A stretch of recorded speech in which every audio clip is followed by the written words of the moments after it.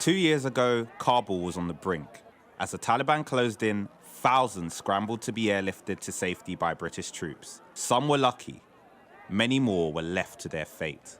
Amongst them, Sky News, in a joint investigation with the Lighthouse Reports and The Independent, has discovered were Special Forces soldiers who worked closely with the British.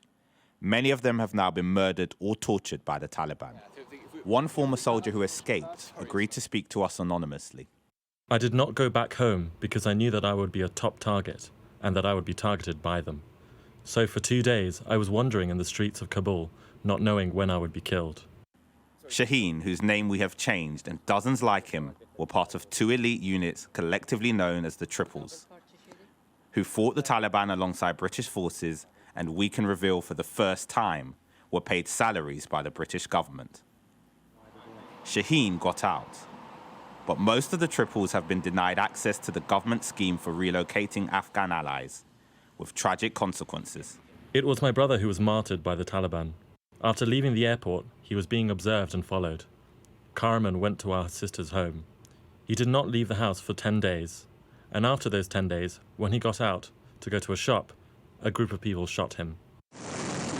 Many Triples have been told they simply did not work in partnership with or closely supporting a UK government department, and so don't qualify for relocation. 2 British veterans told us that was nonsense.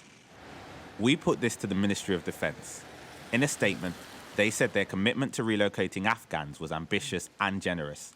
They added, "The MOD has never issued blanket decisions on applications from any cohort who have applied to the ARAP scheme.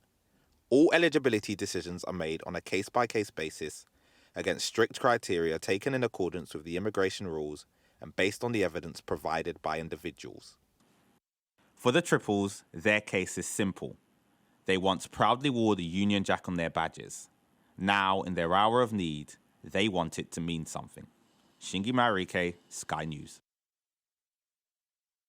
Now, a spokesperson for the Ministry of Defence told us that the UK government has made an ambitious and generous commitment to help eligible people in Afghanistan. They say so far we've brought around 24,600 people to safety, including thousands of people eligible for our Afghan schemes. It goes on, the MOD has never issued blanket decisions on applications from any cohort who have applied to the ARAP scheme.